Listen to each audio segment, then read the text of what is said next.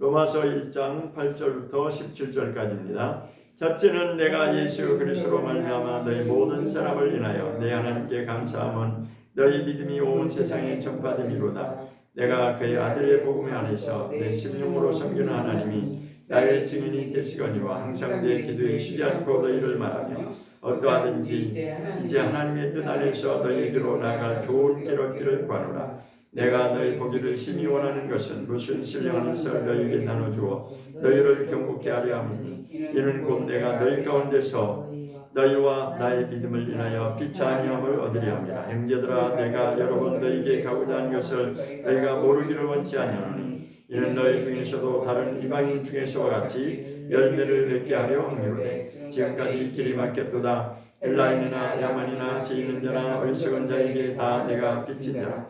그러므로 나는 할 수 있는 대로 로마에 있는 너희에게도 복음 전하기를 원하노라. 내가 복음을 부끄러워하지 아니하노니 이 복음은 모든 믿는 자에게 구원을 주시는 하나님의 능력이 됨이라. 첫째는 유대인에게요 또한 헬라인에게로다. 복음에는 하나님의 의가 나타나서 믿음으로 믿음에 이르게 하나니 기록된 바 오직 의인은 믿음으로 말미암아 살리라 함과 같으니라. 아멘. 아멘.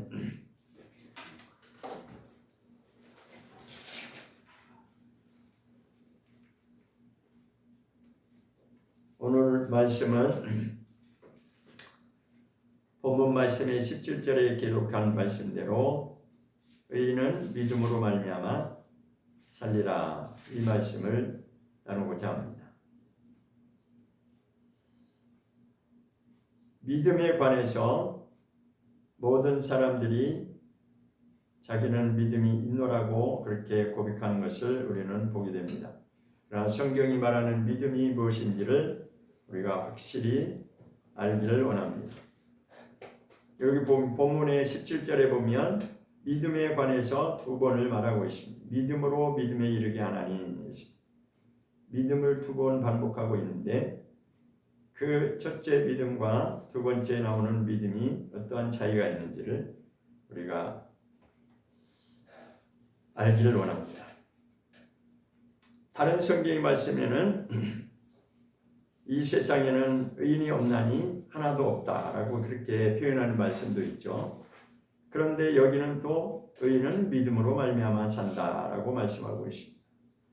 그러니까 이렇게 상반된 말씀이 있는데 한쪽 편에서는 세상에는 의인이 하나도 없다라고 그렇게 말씀하면서 또 한편에서는 의인은 믿음으로 산다라고 표현하고 있어요. 이렇게 서로 엇갈리는 전혀 반대되는 말씀이 있는데 이런 말씀 앞에서 우리는 어떻게 이해를 해야 될 것인지 성경을 바로 알아야지만이 이것이 이제 해결이 되는 것입니다. 그 옥자는 그러죠. 세상에 의인은 없기 때문에 우리는 어쩔 수 없이 그렇게 죄를 지을 수밖에 없는 존재다라고 그것을 죄를 합리화시키려고 하는 사람들도 있어요. 그러나 그것은 옳지 않습니다.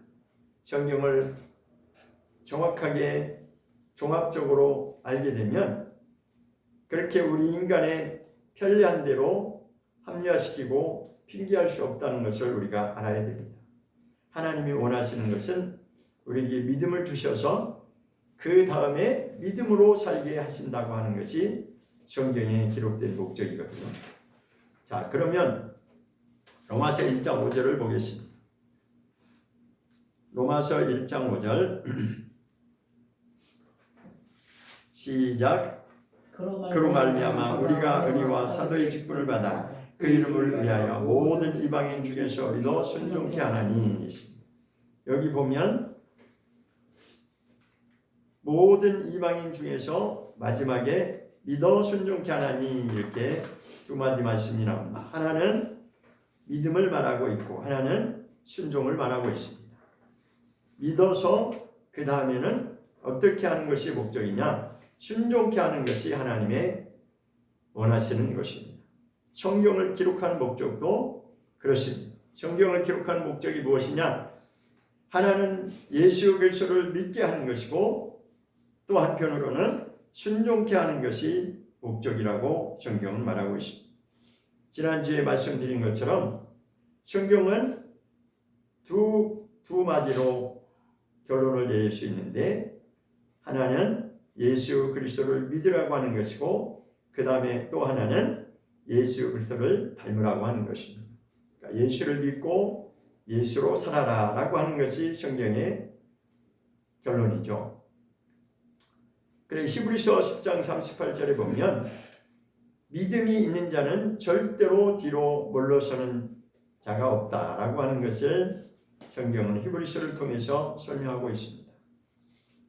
그래서 히브리서 11장은 바로 믿음에 관해서 처음부터 끝까지 말씀하고 있는데, 그것은 창세기부터 시작해서 쭉 나오고 있습니다. 그러니까 창세기로 거슬러 올라가서 아벨이 그랬고, 그 다음에 에녹이 그랬고 쭉 설명하죠. 그러니까 믿음이 무엇인지를 이제 설명을 하는 것입니다. 그래서 저와 여러분은 오늘 이 시간에 확실하게 분명하게 알 필요가 있는 것은 과연 하나님이 원하시는 믿음이 무엇인가, 그것을 좀 바로 알 필요가 있습니다. 자, 의인은 믿음으로 말미암아 살리라. 이것이 신약에 처음 나오는 것이 아니라 사실은 구약의 선지자를 통해서 이미 예언된 말씀입니다. 하박국서를 한번 가보겠습니다. 하박국 2장을 보겠습니다. 하박국 2장 4절. 하박국 2장 4절입니다. 시작. 하박국 2장 4절입니다. 시작. 보라, 그의 마음은 교만하며 그의 속에서 정직하지 못하니라. 그러나 의인은 그 믿음으로 말미암아 살리라. 다시 한번 읽어보겠습니다. 보라, 그의 마음은 교만하며 그의 속에서 정직하지 못하니라. 그러나 의인은 그 믿음으로 말미암아 살리라 했습니다. 자, 여기서 먼저 과연 그러면 의인이 누구를 말하는가, 그것부터 먼저 알아야 되겠죠. 여기서 의인이라고 하는 것은 의롭게 된 자를 말하는 것이 아니라 의롭다라고 하나님이 인정해 주시는 자를 말하는 거죠. 그것을 우리는 다른 용어로 뭐라고 그래요? 우리를 의롭다라고 인정하는 것을 칭의 구원이라고 이렇게 우리가 다 그렇게 알고 있죠. 그러니까 처음 우리가 예수를 믿고 나면 하나님이 우리를 의롭다라고 인정해 주시는 것입니다. 그러나 그것은 우리가 의인이라서 정말 하나님 보시기에 의로워서 하나님 의롭다라고 인정하는 것이 아니라, 여전히 우리의 모습은 아니지만 하나님이 예수 그리스도로 말미암아 의롭다라고 인정해 주시는 것을 말하는 것입니다. 그러니까 그것으로, 그 믿음으로부터 이제 출발하는 것입니다. 그래서 시편 기자는 처음부터 그것을 시작으로 말씀하고, 복 있는 사람은 이렇게 시작하죠. 그러니까 그 복 있는 사람이 누구냐? 하나님께 은혜를 받은 자고, 하나님께 은혜를 받는 그 순간에 의롭지도 않지만 하나님이 의롭다라고 인정해 주시는 그런 자를 말하는 거예요. 그런데 시편 전체 1장부터 150편까지 무엇을 말씀하고자 하냐면, 너희는 의인처럼 살아야 한다고 하는, 의인의 신분으로 너희가 살아야 한다고 하는, 의인은 이렇게 살아야 된다고 하는 것을 끝까지 그 줄기를 가지고 설명하는 것이고, 그러나 그 반대되는 것은 악인인데, 죄인인데 그들은 그렇게 살지 않고 자기 마음대로 산다는 것입니다. 순종하지 않는다는 것이죠. 그러나 시편만 그런 것이 아니라 사실은 성경 전체의 흐름이 그렇습니다. 성경 전체의 창세기부터 계시록까지 흐름은 하나님이 은혜를 주셔서 우리를 의롭다라고 인정해 주시는 그 순간에 이제 우리는 은혜를 받았다고 합니다. 은혜를 받는 그 순간에 하나님이 원하시는 그 구원의 역사가 완성된 것이 아니라, 이제는 더 하나님이 원하시는 그러한 모습으로 우리가 그렇게 살아야 될 것을 성경은 그것을 말씀하고자 하는 것이 성경 전부의 전체 요약이라고 할 수 있습니다. 자, 그럼 요한복음 3장 36절을 보겠습니다. 요한복음 3장 36절. 요한복음 3장 36절입니다. 시작. 아들을 믿는 자는 영생이 있고 아들을 순종치 않는 자는 영생을 보지 못하고 도리어 하나님의 진노가 그에게 머물러 있느니라. 아들을 믿는 자는 아들을 믿는 자는 이제 은혜를 받아서 하나님께로부터 의롭다라고 인정을 받는 그들을 말하는 거죠. 그 아들을 믿는 자는 영생이 있는데 그 다음에는 이제 무엇이 따라왔느냐? 그렇지만 아들을 순종치 아니하는 자는 영생을 보지 못하게 될 것이다 라고 말씀하고 있습니다. 시작은 되었는데 과정이 이제 중요한 거예요. 하나님의 은혜는 주셨는데 내가 예수의 공로로 말미암아 예수님의 피의 공로로 말미암아 은혜 받은 자로서 하나님의 의롭다라고 인정해 주시잖아요. 마침 아브라함이 그 믿음을 의로 여겨주신 것 같이 우리도 그렇게 믿음으로 여겨주신 것입니다. 의롭다라고 여겨주신 것입니다. 우리가 의로운 것이 아니라 의롭다라고 하나님이 여겨주시는 것입니다. 누구로 말미암아? 예수 그리스도로 말미암아 우리를 하나님이 인정해 주신 것입니다. 제가 언젠가 컵을 갖다 놓고 제가 그걸 설명해 드렸죠.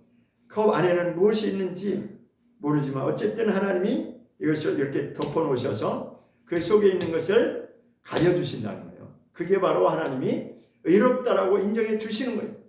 그때부터 은혜 받는 순간부터 우리는 이제 정말 하나님이 원하시는 것이 무엇인지를 말씀을 통해서 우리가 순종하며 그렇게 살아가는 것이 바로 우리의 삶의 전부가 되는 것입니다. 자, 로마서에서 그렇게 믿음에 관해서 말씀하고 있는데 로마서 15장에 또 보겠습니다. 로마서 15장 18절, 로마서 15장 18절입니다. 로마서 15장 18절 시작. 그리스도께서 이방인들을 순종케 하기 위하여 나로 말미암아 말과 일이며 표적과 기사의 능력이며 성령의 능력으로 역사하신 것 외에는 내가 감히 말하지 아니하노라 하십니다. 여기 보면 이방인들을 순종케 하기 위하여라고 나오고 있습니다. 자, 이 말씀은 이제 우리가 어떻게 이해되냐면 로마서 전체가 사실은 이방인을 향한 그런 말씀이라고 우리가 이제 볼 수가 있습니다. 물론 뭐 꼭 이방인만을 위하고 다른 사람 아니냐 그게 아니라 어쨌든 주 목적이 독자가 바로 그때 당시에 로마가 통치하던 그런 시대였기 때문에 유대인들도 로마에서 그렇게 그 압제 아래에서 살아가고 있었어요. 그런데 바울이 이제 이방인을 향한 사도로 그렇게 부르심을 받고 이 로마서를 그렇게 쓴 겁니다. 그래서 이름이 이제 로마서라고 이렇게 붙은 거예요. 근데 이제 그 내용적으로 보면 이방인을 집중적으로 이제 향해서 말씀을 풀어나가는 것입니다. 그리고 앞절에 이제 17절, 16절, 18절에 보면 이런 말씀이 나옵니다. 16절에 보면 이 은혜는 곧 나로 이방인을 위하여 이렇게 나오죠. 이방인을 지금 상대로 이 내용을 써나가고 있습니다. 이방인을 위하여 그리스도 예수의 일꾼이 되어 하나님의 복음의 제사장 직무를 하게 하사 이방인을 제물로 드리는 그것이 성령 안에서 거룩하게 되어 받으심직하게 하려 하심이라 했습니다. 지금 바울 자신을 두고 말하는 거예요. 내가 이방인을 위해서 이방인들에게 이 복음을 전하기 위해서 그리스도 일꾼이 되었다라는 것입니다. 그리고 하나님의 복음을 증거하는 제사장으로서의 지금 직무를 내게 감당케 하셨다는 것입니다. 그러니까 이방인을 전도해서 이방인들을 하나님께로 돌아오게 하는 것이 바울이 맡은 사명이라는 것입니다. 그런데 18절에서 말씀하는 것이 뭐냐면 순종케 하기 위하여라고 나오고 있죠. 내가 이 복음을 이방인들에게 증거하는 것은 그 이방인들로 하여금 순종케 하기 위하여, 그러니까 그것이 목적이라는 것입니다. 이방인들로 하여금 순종하게 하기 위해서 내가 이 일을 지금 전하고 있다라고 말씀하고 있습니다. 또 한번 로마서 16장으로 가보면 이번에 26절을 보겠습니다. 26절 로마서 16장 26절입니다. 시작. 이제는 나타내신 바 되었으며 영원하신 하나님의 명을 쫓아 선지자들의 글로 말미암아 모든 민족으로 믿어 순종케 하시려고 알게 하신 바 그 비밀의 계시를 쫓아내신 것이니 이 복음으로 너희를 경고케 하실 하나님 예수 그리스도로 말미암아 영광이 세세 목도로 있을지어다. 자, 26절의 핵심은 뭐냐면 믿어 순종케 하시려고, 이게 핵심입니다. 믿어서 그 다음에는 순종케 하는 것이 이 복음 증거의 목적이고 성경에 기록된 목적이라는 것입니다. 이 로마서를 기록한 목적이라는 것입니다. 그런데 그 앞에 단서가 붙어 있는데 누가 믿어 순종케 하신다는 거예요? 모든 민족으로. 모든 민족으로 하면은 유대인이나 이방인이나 다 포함되는 것이죠. 그러니까 로마서 1장의 시작은 이방인들을 향해서 시작하여서 결론 마지막 부분에 이제 가서는 이것은 이방인뿐만 아니라 누구에게나 다 똑같이 해당된다는 것입니다. 이방인이 됐든 유대인이 됐든 모든 민족으로 다 순종케 하시는 것이 하나님의 목적이라고 그렇게 말씀하고 있습니다. 그러니까 복음의 목적은 믿음인데 그 믿음이라고 하는 것은 그저 단순히 우리 입술의 고백으로 끝나는 것이 아니라 순종하는 단계까지 나가야 되는 것을 말하고 있어요. 그래서 그 처음 시작의 믿음과 그 두 번째 믿음은 우리가 이제 무엇인지 한번 보겠습니다. 로마서 1장 다시 돌아가서 로마서 1장 17절에 다시 보면 복음에는 하나님의 의가 나타나서 이렇게 말씀했죠. 이 복음의 목적은 뭐냐? 하나님의 의가 나타나는 것이다. 하나님의 의는 예수 그리스도를 말하는 것입니다. 하나님은 누구를 의롭다고 하느냐? 오직 예수만이 의로운 거예요. 예수님 때문에 더불어서 우리가 의롭다고 인정을 받는 거지. 그래서 이제는 우리가 그 은혜에 감사해서 이제는 어떻게 살아가야 되냐? 예수님을 닮아가는, 예수님을 바라보면서 예수님처럼 살아가는 것이 바로 하나님이 원하시는 그 믿음이 되는 것입니다. 그래서 여기서 믿음으로 믿음에 이르게 하나니 계셔. 첫 번째 믿음은 은혜 받는 믿음, 하나님이 의롭다라고 인정해 주시는 그 믿음을 말하는 것이고, 두 번째 나오는 믿음은 순종하는 믿음을 말하는 것입니다. 행위로 순종하는, 실천으로 내가 순종하는 것을 말하는 것입니다. 그러니까 하나님이 레위기에서 뭐라고 말씀하셨냐면 내가 거룩하니 너희도 거룩할지어다, 그렇게 19장에 말씀했죠. 그것이 바로 순종하는 믿음을 말하는 것입니다. 우리가 순종하지 않으면 거룩함으로 나갈 수가 없어요. 그래서 오늘날 많은 자들이 내가 믿음이 있노라 하면서도 순종이 되어지지 않는 부분을 우리가 많이 보고 있죠. 저도 마찬가지로 우리도 그렇게 살았어요.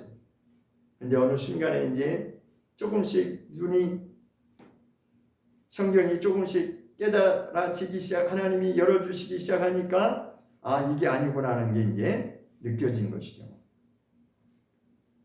그러니까 첫 번째 믿음과 두 번째, 한글로는 똑같이 믿음이죠. 그죠? 그래서 저도 처음에 믿음으로 믿음이 일어나게 하는 이게 무슨 뜻인가 굉장히 궁금했는데 이제는 그게 이제 확실하게 알아졌어요. 하나님이 첫 번째 믿음은 은혜 받는 그 순간에 우리에게 예수 그리스도로 말미암아 믿음을 갖게 하시는 것이고, 두 번째 믿음은 순종함으로 나아가는 믿음을 말하는 것입니다. 그러니까 우리는 내가 믿습니다라고 하는 그게 믿음이 아니라 실제로 하나님이 기뻐하시는 믿음은 순종하는 믿음을 말하는 것입니다. 순종하지 않는 믿음은 그냥 자기 믿음입니다. 자기가 주장하는 믿음은 될 수 있어도 하나님이 원하시고 기뻐하시는 그 믿음은 될 수가 없는 것입니다. 그러니까 반쪽짜리 믿음인 거죠. 나는 믿음이 있다라고 주장하는데 하나님 편에서 보면 그게 아닌데, 거룩하게 하라고 하나님 부르셨는데, 거룩하게 하시려고 우리를 불러주셨고 우리를 은혜를 주셨는데 여전히 거기서 머물러 있다면 우리는 여전히 자기 중심적인 믿음에서 한 발짝도 더 나갈 수가 없습니다. 갈라디아서 3장 11절 보겠습니다. 갈라디아서 3장 11절.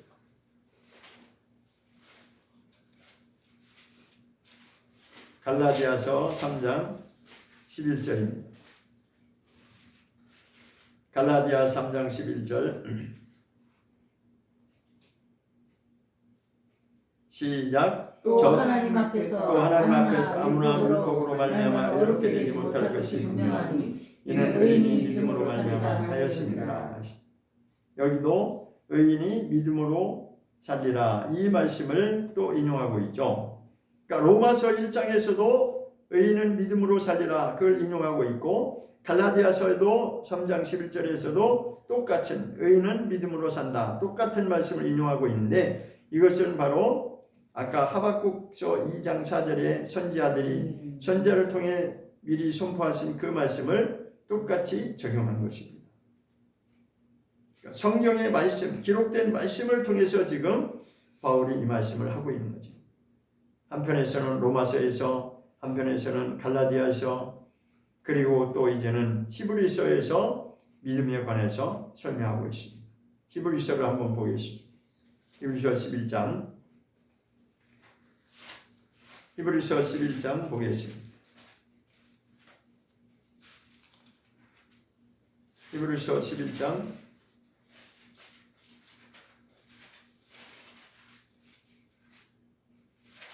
1절을 보겠습니다. 히브리서 11장 1절 시작. 믿음은 바라는 것들의 실상이요 보지 못하는 것들의 증거니. 믿음을 이제 정의하고 있는데 믿음이라는 것은 무엇인가? 보지 못하는 것들의 증거고 바라는 것들의 실상이다라고 말씀하고 있죠. 그러니까 우리는 예수를 믿지 못하고 하나님의 말씀 그리고 하나님을 믿지 못하는 이유 중에 가장 큰 이유가 뭐냐면 보이지 않는다는 이 이유 때문에 못 믿는 거죠. 그래서 대부분의 사람들은 보여지는 것만 믿고 살아가는 거예요. 그러니까 이 물질 세계는 우리가 눈만 뜨면 다 바라보이는 것들이죠. 그렇지만 성경은 처음부터 끝까지 너희는 처음에 지음을 받을 때부터 저 보이지 않는 하나님으로부터 시작된 것이다. 그리고 너희는 다른 어떤 피조물보다도 특별히 하나님의 형상을 닮아서 하나님의 형상과 모양을 따라서 지음받은 존재이기 때문에 하나님 없이는 살아갈 수 없다라고 하는 것을 그렇게 말씀하고 있어요. 그런데요, 로마서에 보면 이런 말씀이 있어요. 로마서에 8장을 한번 가보겠습니다. 로마서 8장. 하나님이 지으신 피조물에 대해서 말하고 있는데 19절 보겠습니다. 8장 19절. 로마서 8장 19절. 시작. 피조물에 고대하는 바는 하나님의 아들들에 나타나는 것이니 피조물이 험한데 굴복하는 것은 자기 뜻이 아니오 오직 굴복케 하시는 이로 말미암으며 그 바라는 것은 피조물도 썩어짐의 종로 한 데서 해방되어 하나님의 자녀들의 영광의 자유에 이르는 것이니라.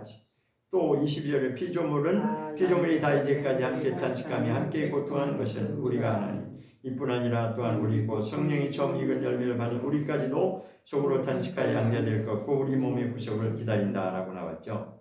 여기서 피조물 이야기가 왜 나오는지를 우리가 알 필요가 있습니다. 저도 사실은 피조물 이야기가 여기서 왜 나오는가 이게 궁금했는데 피조물이 지금 탄식한다는 거예요. 피조물이 왜 탄식하고 있냐? 사실은 인간이 처음에 타락함으로 하나님 말씀에 불순종함으로 말미암아 이 땅에 있는 하나님으로부터 창조된 피조물도 지금 고통 속에 있는 것을 말하고 있는 것입니다. 그래서 피조물이 지금 고대하고 고대하고 있는 것은 뭐냐? 하나님의 아들들이 나타나는 것을 기대하고 있다는 거예요. 21절에 나왔죠. 피조물은 하나님의 자녀들이 영광의 자유에 이르는 것이니라 이렇게 말합니다. 이 말씀이 무슨 말씀이냐면 타락한 인간들이 다시 하나님의 자녀로 회복되어져서 하나님의 영광에 돌아오는 것을 그 피조물도 그거를 기다리고 있다는 거예요. 왜? 그들도 지금 사실은 고통 중에 있기 때문에 인간으로 인해서 창세기 보면 그렇게 시작되었어요. 인간이 타락하고 나서 땅이 저주를 받았다라고 그렇게 말씀하고 있습니다. 그런 맥락에서 모든 피조된 존재는 인간이 회복돼야지만이 따라서 회복되게 돼 있어요. 그런데 선지서에 보면 그 이야기가 나와 있어요. 우리는 지금으로 이해 안 되지만 분명히 회복되는 그때가 온다라고 하는 것을 우리는 알 필요가 있습니다. 자, 또 이제 다른 성경을 통해서 예레미야 31장을 한번 보겠습니다. 예레미야 31장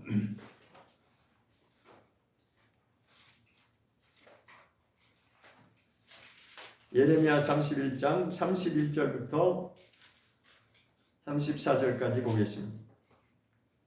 예레미야 31장 31절부터 34절까지 읽어보겠습니다. 시작. 나 여호와가 말하노라. 보라, 날이 이르리니 내가 이스라엘 집과 유다 집에 새 언약을 세우리라. 나 여호와가 말하노라. 이 언약은 내가 그들의 열조의 손을 잡고 애굽 땅에서 인도하여 내던 날에 세운 것과 같지 아니할 것은 내가 그들의 남편이 되었어도 그들이 내 언약을 파하였음이니라. 나 여호와가 말하노라. 그러나 그날 후에 내가 이스라엘 집에 세울 언약을 이러하니 곧 내가 나의 법을 그들의 속에 두며 그 마음에 기록하여 나는 그들의 하나님이 되고 그들은 내 백성이 될 것이라.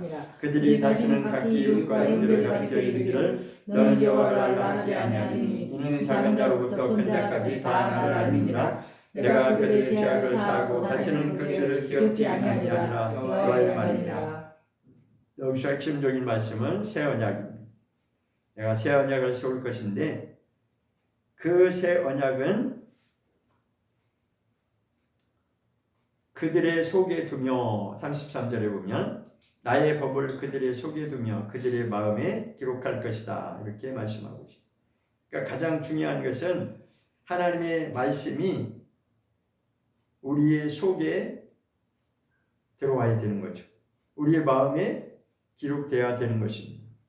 이 새 언약, 예레미야 선지자가 선포한 이 새 언약이 어디에서 또 다시 나오고 있냐면 히브리서에서 또 새 언약을 말씀하고 있습니다. 히브리서를 보겠습니다. 8장 히브리서 8장 8절부터 13절까지 내용이 바로 그 새 언약에 관한 말씀하고 있습니다. 8절부터 13절까지인데 어디를 먼저 보시냐면 8절을 먼저 보겠습니다. 8절 시작. 저희를 허물하여 일렀을 때 주께서 가라사대 볼지어다 나를 이르리니 내가 이스라엘 집과 유다 집으로 새 언약을 세우리라. 또 주께서 가라사대 내가 저희 열조들의 손을 잡고 애굽 땅에서 인도하여 내던 날에 저희와 세운 언약이 같지 아니하도다. 저희는 내 언약 안에 머물러 있지 아니하므로 저희를 돌아보지 아니하노라. 거기까지 보면 이 말씀이 어디서 인용된 거냐면 좀 전에 읽은 예레미야 31장 기록된 31절부터 그 내용을 여기서 지금 인용하고 있는 것입니다. 그러니까 성경은 성경에서 근거로 다 나오고 있는 것입니다. 그러니까 이스라엘 집과 유다 집으로 새 언약을 세운다라고 하는 것은 예수님이 오셔서 새 언약을 완성하시는 것을 미리 예언하신 것이고 신약의 말씀은 이제 예수님이 그것을 새 언약을 완성하셨기 때문에 우리는 그 안으로 예수님 안으로 우리가 들어가야 된다고 하는 것을 성경은 말씀하고 있는 것입니다. 그래서 히브리서 3장에 가보면 이렇게 말씀하고 있습니다. 히브리서 3장 1절입니다. 새 언약을 완성하신 예수님을 말하고 있는데 히브리서 3장 1절을 보겠습니다. 시작. 그러므로 함께 하늘의 부르심을 입은 거룩한 형제들아 우리의 믿는 도리의 사도시며 대제사장이신 예수를 깊이 생각하라 하시. 누구를 향해서 말씀하냐면 하늘의 부르심을 입은 거룩한 형제들아, 우리 믿음의 사람들을 말하고 있는 거죠. 하늘의 부르심을 입은 형제라고 하는 것은 첫 번째 아까 로마서 1장 17절에 보여주셨죠. 믿음으로 믿음에 이르게 한다고 그랬죠. 그러니까 하늘의 부르심을 입은 자들이 거룩한 자들이고 은혜를 받은 자들인데 아직은 우리 은혜를 받았지만 아직은 아닙니다. 아직은 아니라고 하는 것은 뭐냐면 예수님이 다시 오시는 그날까지, 예수님이 다시 이 땅에 나타나시는 그날까지 이것이 계속해서 과정 중에 있는 것이고 이루어져 가는 것입니다. 무엇을 통해서? 우리의 순종함을 통해서 이루어져 가는 것이죠. 그런데요, 아브라함 이야기를 우리가 이제 다시 한번 상기시켜 보면 아브라함이 얼마나 믿음이 확실하게 그가 순종했는지 이것을 우리가 이제 알게 됩니다. 로마서 4장에 또 아브라함 이야기를 하고 있어요. 한번 보겠습니다. 로마서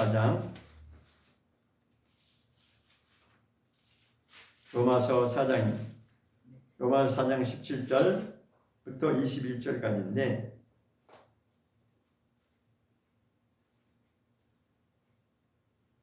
(17절을) 한번 보겠습니다. 로마서 4장 17절 시작. 기록된 바 내가 너를 많은 민족의 조상으로 세웠다 하신 것 같으니 그의 믿은 바 하나님은 죽은 자를 살리시며 없는 것을 있는 것 같이 고르시는 이시니라. 아브라함 이야기를 하고 있는데 핵심적인 게 뭐냐?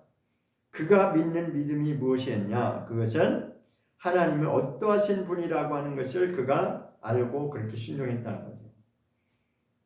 어느 정도까지 그가 순종했느냐? 죽은 자를 살리시는 하나님이라고 하는 것을 그가 믿었다는 거예요.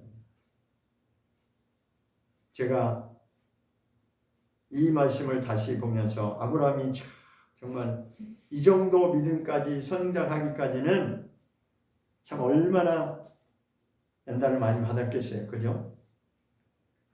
상식적으로 우리가 생각해도 자, 그 아브라함 이야기를 그냥 단순하게 그냥 동화책 속에 재미있는 이야기 정도로 생각하면 이거는 믿음하고 상관이 없어요. 근데 그 창세기에 22장에 기록된 그 말씀이 역사적으로 실제로 일어났던 사건이라고 하는 것을 저와 여러분이 정말 한번 제가 오늘 아침에 기도하면서 계속 아브라함 생각만 하더라고요. 야, 이게 과연 한번 생각해 보시라고. 상식적으로 한번 생각해 봐요. 아들을 바치라고 했는데 그 아들이 어떤 아들이에요? 독생자잖아요. 그죠? 물론 이스마엘도 있지만 그거는 언약하고 상관이 없는, 하나님하고 상관없는 그냥 그런 아들이고, 분명히 하나님은 내가 때가 되면 내게 아들을 주리라 했는데 중간에 못 참아가지고 그냥 다른 누구죠? 하갈을 통해서 난 게 이스마엘이잖아요. 근데 하나님은 그랬어요.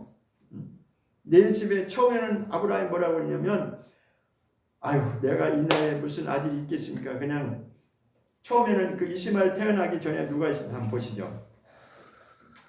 15장을 보겠습니다. 15장. 이게 먼저 어떻게 진행된 과정을 다 우리가 이제 이해를 해야 이게 이제 조금 이해가 되는 거죠. 자, 15장에 가보면 15장에서 또 이제 하나님과 아브라함이 서로 엇갈리는 생각을 지금 가지고 있어요. 15장 1절에 보면 이후에 여호와의 말씀이 이상 중에 아브라함에게 임하여 가라사대 아브라함아 두려워 말라 나는 너의 방패요 너의 지극히 큰 상급이니라. 아브라함이 가로되 주 여호와여 무엇을 내게 주시려나이까 나는 무자하오니 나의 상속자는 이 다메섹 엘리에셀이니이다. 이게 무슨 말이냐면 하나님은 두려워 말라 내가 다 할 것이다. 너가 약속한 내게 분명히 아들이 있게 할 것이다. 그랬는데 아브라함은 지금 이제 답답한 심령을 말하는 거예요. 내가 이 나이에 지금 무엇을 내가 바랄 수 있겠습니까? 나는 지금 자식이 없는데 내게 지금 아들이 없는데 그냥 내 상속자는 이 엘리에셀을 내가 상속자로 삼겠습니다. 그러면 엘리에셀이 누구였냐면 자기 종을 말하는 겁니다. 집에서 훈련시킨 자기 종을 말하는 거예요. 그러니까 나는 아들이 없으니까 아들 대신 그냥 상속자로 내가 삼겠습니다. 그 이유가 뭐냐?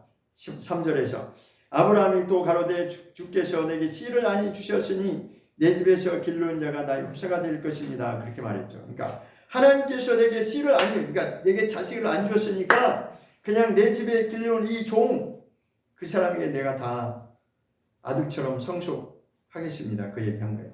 그러니까 하나님이 아니다.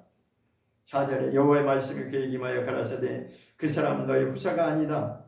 내 몸에서 직접 네 아들을 낳을 것이다. 내 후사가 날 때가 있다는 거예요. 그리고 밖에 나가서 보여주고 내 자손이 이와 같이 번성할 것이다. 그렇게 약속했어요. 그때부터 이제 아브라함이 하나님을 믿기 시작했다는 거예요. 물론 처음에 이제 부를 때 12장에 부를 때부터 믿기 시작했죠. 물론 그 전에도 이제 믿음이 있었겠죠. 어쨌든 점점 더 그 믿음이 이제 자라가는 과정이 설명되고 있고, 그 다음에 16장에서는 이스마엘이 태어나는 이야기를 하고 있고, 그 다음에 다시 17장에 가서 언약 이야기를 하시면서 다시 이제 할례 언약에 대해서 나왔어요. 그리고 나서 이제 시간이 어느 정도 진행됐죠. 그러면 22장에 가서는 아들이 이제 어느 정도 성장했을 때, 하나님이 어느 날 갑자기 3일길을 가서 저 모리아산까지 가서 내 아들을 번제로 드리라고 했어요. 우리는 그냥 글로 읽으니까 그런가 보다 하죠. 이거 한번 생각해 보세요. 이건 믿음이 없으면 있을 수 없는 일입니다. 우리가 상식적으로 생각하면 이건 있을 수 없는 일이에요. 어떻게 아들을 바치겠어요? 그리고 자기 부인한테 뭐라고 해가지고 데리고 가겠습니까? 근데요, 제가 오늘 기도하면서 이거는 아브라함의 믿음뿐만 아니라 그 부인의 믿음이 동의를 했고 아들의 믿음이 거기 동의했기 때문에 이게 완성이 된 거예요. 한번 생각해 보세요. 그 부인 사라가 동의하지 않았으면 아들을 데리고 갈 수 없습니다. 동의했기 때문에 같이 간 것이고, 그리고 아들의 믿음이 저는 더 정말 이 아들 이삭이 얼마나 믿음이 순수했으면 자기 아버지가 하는 그 믿음을 그대로 믿고 따른 거예요. 그냥 믿고 따라간 거예요. 그러면서 올라가면서 그랬잖아요. 번제할 나무는 여기 있는데 한번 읽어봅시다. 그대로 성경을 우리 그대로 믿어야 돼요. 자꾸 이것을 다르게 해석하면 안 됩니다. 그대로 받아들여야 돼요. 22장 7절 창세기 22장 7절 시작. 이삭이 가비 아브라함에게 말하여 가로되 내 아버지여 하니 그가 가로되 내 아들아 내가 여기 있노라. 이삭이 물러가로되 물과 나무는 여기와 번제할 너희는 어디 있나이까. 이삭이 같이 올라가면서 나무찜을 짊어지고 올라가면서 핵심을 찔렀어요. 지금 아브라함이 정말 아픔을 느낄 수밖에 없는 그 핵심을 찔렀다고요. 지금 불도 여기 있고 번제할 나무도 있는데 번제할 어린 양은 어디 있습니까? 그때 참 답변이 아주 근데 그 말씀이 그 고백한 대로 그대로 하나님 이루어 주셨습니다. 아브라함이 뭐라고 대답했냐면 8절 시작. 아브라함이 가로되 아들아 번제할 어린 양은 하나님이 자기를 위해 친히 준비하시려 하고 두 사람에게 나아가서 하시. 저 같으면은 여기서 아마 찔림을 받아가지고 아마 말도 못했을 거예요. 지금 아들을 바치려고 함께 가고 있는데 이거 질문했을 때 대답할 수 있겠어요? 근데 대답하는 거 보세요. 아, 그건 하나님 다 준비하셨거든. 자식 있게 대답하잖아요. 그런데요, 저는 정말 아브라함도 훌륭하지만 이삭도 너무너무 그 순수한 믿음. 아버지가 하는 거를 그냥 전혀 거기에 의심도 없이 오늘날 이런 일이 벌어진다고 생각해 보세요. 있을 수 있겠어요?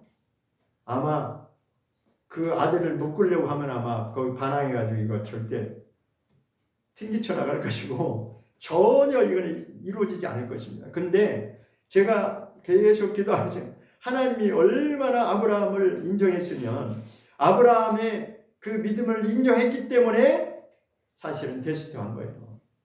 자, 보세요. 아브라함이 그만한 믿음이 안 된 사람이면 안 될 것 같으면 하나님도 그렇게 시험 안 했을 겁니다. 그만한 믿음의 가능성이 있다고 보기 때문에 하나님이 한번 테스트해 본 거예요. 어디까지 순종하느냐, 네가 정말 내 말에 어디까지 순종하느냐, 그걸 한번 테스트해 본 거예요. 정말 아들을 잡으려고 한 게 아니라 아브라함의 믿음을 테스트해 본 거예요. 왜 저는 오늘 아침에 기도하면서 그 생각이 떠오른다. 왜 그럼 아브라함을 불러놓고 이렇게까지 하나님이 테스트를 했을까? 근데 나름대로 떠오르는 생각입니다. 아담 한 사람이 실패했잖아요. 처음 시작이 아담이 실패했잖아요. 그래서 하나님은 이 아브라함을 다시 한 사람을 불러놓고 지금 하나님의 구원의 역사를 이루어 가야 되는데 아브라함이 여기서 테스트에 통과해야만이 하나님이 언약하신 그 새 언약이 반드시 이루어지게 되어 있어요. 누가? 예수 그리스도가 오실 길을 지금 준비하는 과정입니다. 아브라함이 여기서 100% 순종하고 100% 통과했기 때문에 하나님이 그 다음에 언약하신 게 있어요. 이제는 됐다. 내가 너를 달아보고 너를 또 달아보고 너 달아봤는데 정말 너는 내 말을 끝까지 의심하지 않고 순종했노라라고 그 말씀을 선포하는 내용이 그 뒤에 나옵니다. 그 뒤에 보겠습니다. 22장 1절에 보면 16절에 보겠습니다. 22장 16절에 하나님이 아브라함을 정말 인정하시는 그것을 지금 여기서 선포하고 있습니다. 16절 보겠습니다. 시작. 가라사대 여호와께서 이르시기를 내가 나를 가리켜 맹세하노니 내가 이같이 하여 네 독자를 아끼지 아니하였은즉 여기서 하나님이 딱 결론을 내린 거예요. 이제는 됐다. 네가 정말 네 아들까지도 내게 바치려고 순종하는 그 모습을 내가 보았다. 이제는 내가 인정하노라.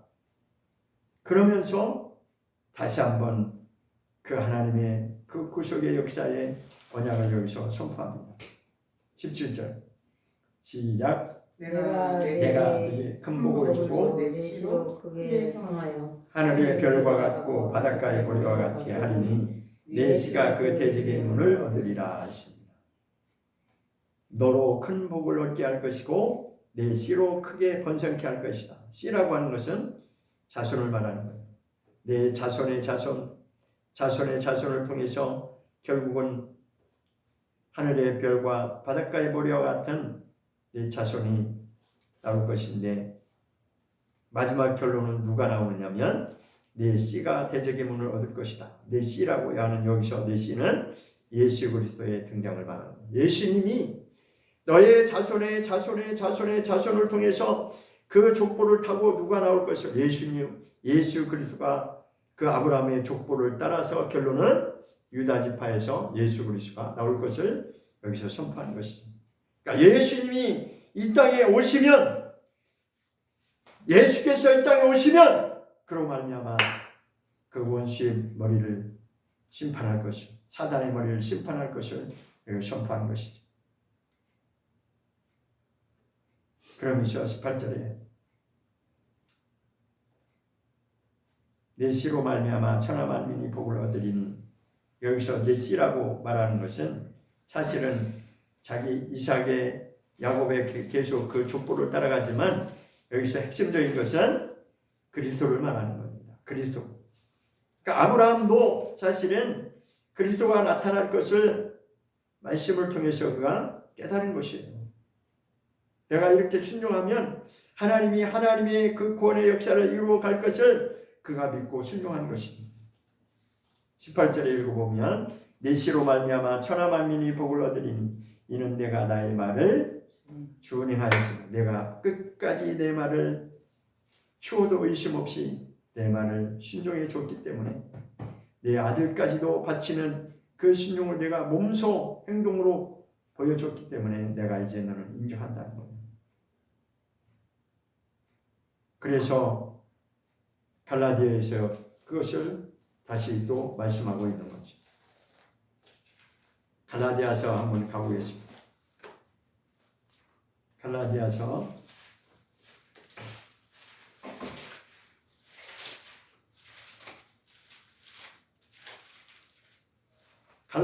3장에서 씨에 관해서 나오고 있습니다. 3장 15절부터 보면 갈라디아 3장 15절 형제들아 사람이 예대로 말하노니 사람이 언약이라도 정한 후에는 아무나 폐하거나 더하거나 하지 못하느냐. 이 약속들은 아브라함과 그 자손에게 말씀하신 것이니 여럿을 가리켜 그 자손들이라 하지 아니하시고 오직 하나를 가리켜 내 자손이라 하셨으니 곧 누구라고요? 그러니까 아브라함한테 언약을 하신 그 네시라고 하는 언약이 바로 갈라디아에서 지금 풀어지는 거잖아요. 아브라함도 그리스도가 나타날 것을 이미 알았다는 거죠. 그것을 믿었다는 거죠. 100% 믿고 순종했다는 거죠. 내가 이렇게 순종하면 하나님이 하나님의 일을 하신다라고 하는 것을 그가 의심 없이 순종했다는 것입니다. 그래서 그가 그렇게 할 수가 있었던 거죠. 그런데 여기서 더 감동적인 것은 아브라함은 하나님께 사명을 받은 자로 그렇게 행동으로 옮긴 것이지만 거기에 동의한 자가 사라가 동의했고 그 아들이 거기에 순종했다는 것입니다. 아들이 그렇게 순종하는 게 그게 쉽겠어요? 아브라함은 하나님께 받은 말씀이 있기 때문에 그렇다고 치지만 이삭이 멋등을 그렇게 따라가고 그 행동으로 자기를 지금 바치려고 번제라고 하는 것은 완전히 각을 뜨는 걸 말해요. 근데 거기서 반항도 없이 여기 그대로 이삭은 속으로 뭐라고 무슨 생각을 했을까요? 그 순간에 한번 생각해 보세요. 우리는 그냥 읽고 지나가니까 그런가 보다 하지만 한번 실제 상황으로 상상해 보라고요. 거기에 자기가 지금 죽는다고 하는 순간에 이삭이 무슨 생각을 했겠어요? 이삭이 그 순전한 믿음이 없으면 그렇게 못합니다. 절대로 그렇게 못해요. 거기 있겠어요? 도망가지.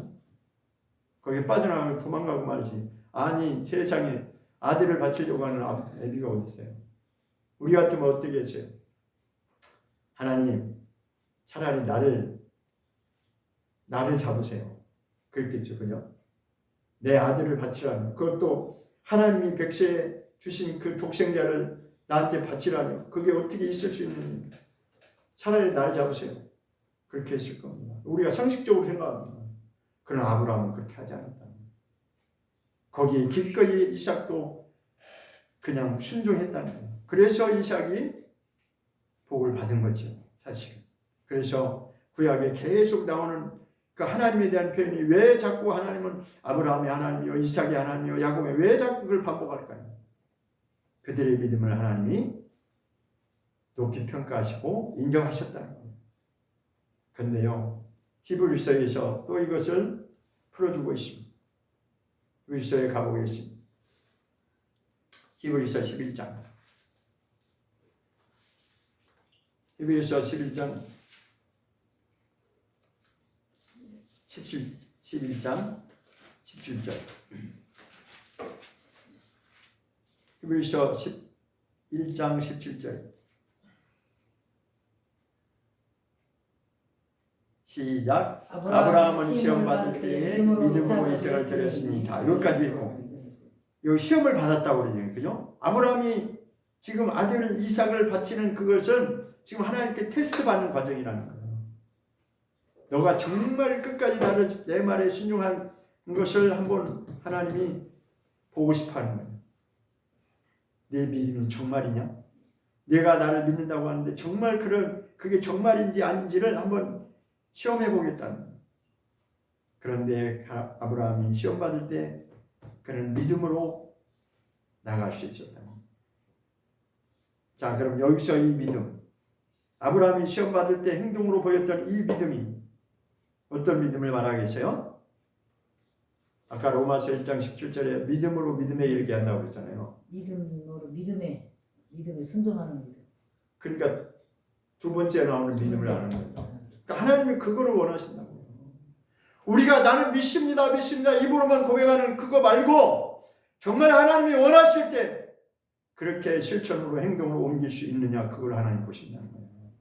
거기까지 자라가는 것이 바로 하나님이 원하시는 믿음을 말하는 거예요. 성경이 말하는 믿음은 그것을 이루기 위해서, 그 믿음을 하나님이 이루어가기 위해서 우리에게 은혜를 주셔서, 은혜를 주신 것도 하나님이시고 그 믿음으로 자라가게 하는 것도 하나님이 하시는 거예요. 근데 우리는 어느 순간에 착각하잖아요. 내가 어느 정도 뭔가 좀 되면 내가 잘나서 된 것처럼 교만이 나오잖아요. 끝까지 아브라함은 하나님의 그 시험 테스트 앞에서 그 약속을 받은 말씀대로 나아가는 거예요. 전혀 갈등하지 않고. 여기서요, 두 번째 믿음, 그 믿음이 있지 않으면 갈등하게 돼 있어요. 저와 여러분은 다 거기서 갈등하잖아요.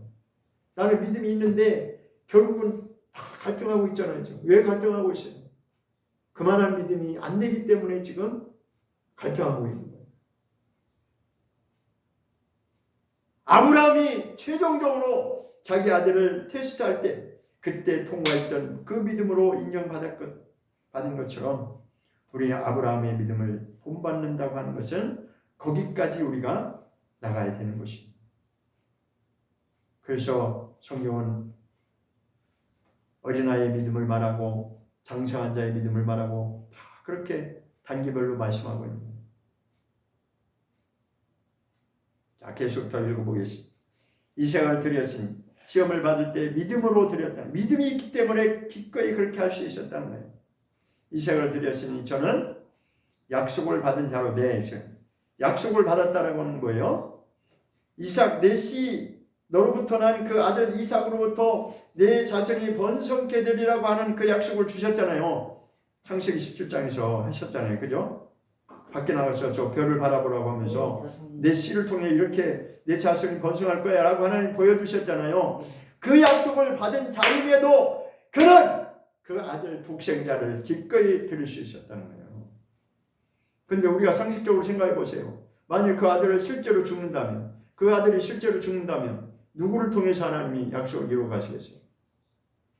그런데 아브라함은 하나님은 분명히 하실 거예요. 하나님은 반드시 내게 약속을 주셨기 때문에 그대로 하나님이 이루실 것을, 그 말씀을 그대로 믿었다는 거죠. 그게 바로 믿음이라요. 18절에 그 내용을 설명하고 있습니다. 18절 시작. 저에게 이미 말씀하시기를 내 자손이라 칭할 자는 이삭으로 말미암으리라 하셨으니. 그렇죠. 지금 언약을 받은, 약속을 받은 자는 이삭 한 사람이에요. 이삭, 이 독생자 한 아들, 이 아들을 통해서 하나님이 이루어 가시겠다고 했는데, 그럼에도 불구하고 하나님이 이삭을 바치라고 했을 때 어떠한 믿음으로 드릴 수 있었느냐. 19절이 그 다음입니다. 어떠한 믿음이 있었기 때문에 19절 시작. 저가 하나님이 능히 죽은 자 가운데서 다시 살리실 줄로 생각한지라 비유컨대 죽은 자 가운데서 도로 받은 것이다. 그러니까 아브라함이 어떤 믿음이 있었느냐면, 하나님은 분명히 하시는데 내가 이렇게 하면 하나님이 살리실 거예요. 하나님이 분명히 살리셔서 이삭을 통해서 하나님이 언약한 대로 그대로 진행시킬 거예요 라고 믿었다는 거예요. 그만한 믿음이 됐기 때문에 그가 순종할 수 있었다는 거죠. 아브라함의 그런 믿음으로 성장되지 않았다면, 그만한 믿음까지 성장하지 않았다면 하나님도 이런 테스트를 하지 않았을 겁니다. 하나님도 아브라함을 그만큼 성장시켜 놓고 이제는 이 단계에서 어느 시점에 이제 하나님의 때가 되니까 내가 아브라함을 한번 테스트 해봐야 되겠다. 정말 얼마나 성장의 믿음이 되는지, 그 가능성을 놓고 하나님도 테스트한 거죠. 근데 실제로 아브라함이 순종했고 실제로 올라가면서 번제물은 하나님이 다 준비하셨다라고 했는데 실제로 그 어린 양, 그 수풀에 걸린 양을 대신에 바쳤잖아요. 근데 그 수풀에 걸린 어린 양이 누구를 대표하냐면 예수 그리스도를 대표하는 거예요. 예수님이 오셔서 우리 인류의 죄를 대속하기 위해서 십자가에 달려 죽으실 것을 거기서 보여주신 것입니다. 아브라함은 그 정도로 그리스도가 누군지를 알았고 그는 자기가 순종하는 것이 바로 하나님의 뜻을 이루어가는 것이고 그는 다른 어떤 생각으로 갈등하지 않았어.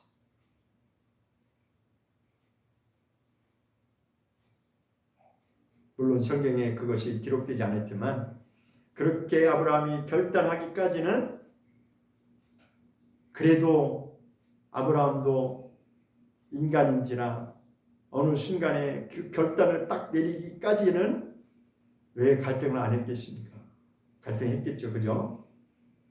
내가 이걸 어떻게 해야 되나 고민도 했겠죠. 그러나 그것은 과정이었고 아브라함은 딱 결론을 딱 내리고 내가 순종하면 하나님이 하실 거다라고 하는 그 믿음의 결론을 내리고 실행에 온 겁니다. 성경은 순종하는 믿음을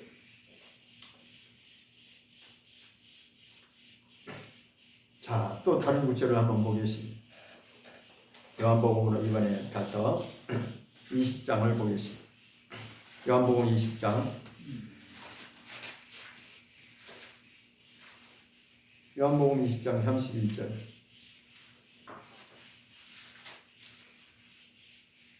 요한복음 20장 31절 시작. 오직 이것을 기록함은 너희로 예수께서 하나님의 아들 그리스도임을 믿게 하려 함이요 또 너희로 믿고 그 이름을 힘입어 생명을 얻게 하려 함이라 했습니다. 여기도 지금 성경을 기록한 목적을 정확하게 표현하고 있습니다. 이것을 기록하면 이것은 성경을 기록하는 목적을 말하고 있는 거죠. 왜 성경을 기록했느냐? 하나님이 성경을 우리에게 주신 목적이 있는데 첫 번째는 예수님이 하나님의 아들이시고 그가 그리스도이심을 믿게 하는 것이 첫 번째 목적입니다. 두 번째는 그 이름을 힘입어서 생명을 얻게 하는 것이 목적입니다.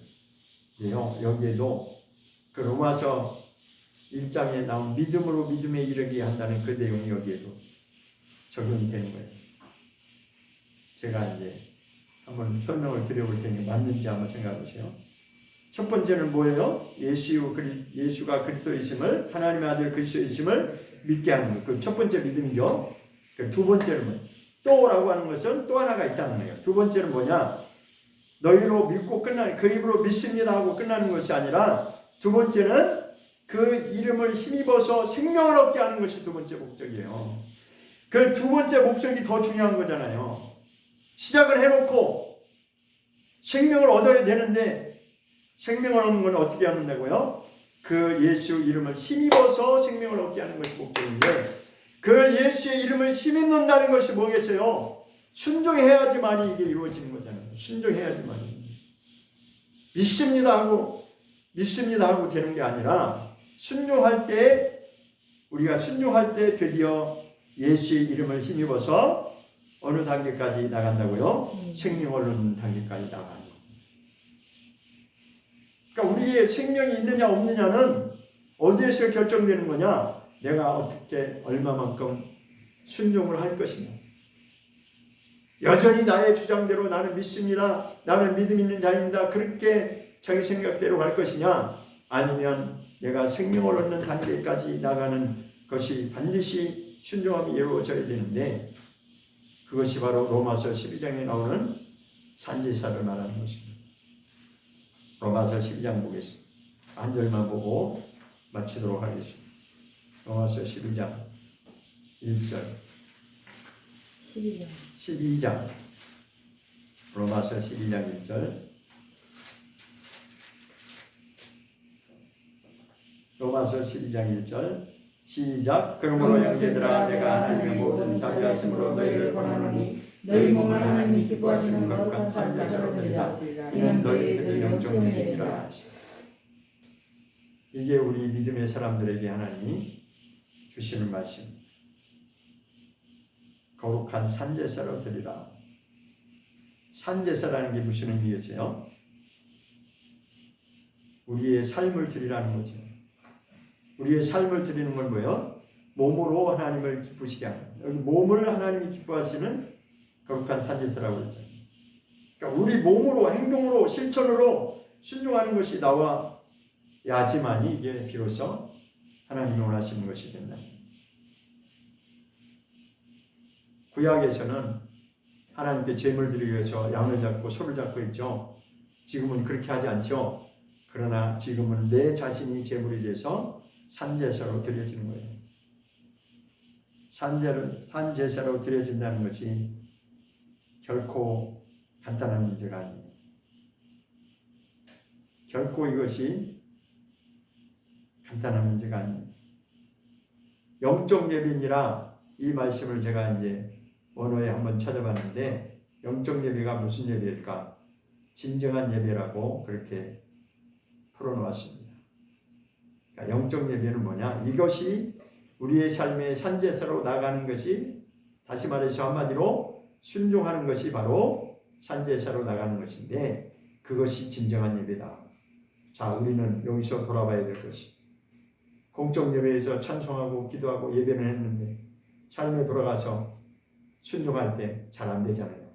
말씀대로 사는 것이 잘 안 되잖아요. 그것이 바로 하나님이 받으시는 삶의 예배라는 것이죠. 영적 예배라고 하니까 그냥 우리는 뭐 영적 말로만 하면 그게 영적이 아니라 나의 삶이 그렇게 되어져야만이 진정한 순종이 드려지는 산제사가 되는 것입니다.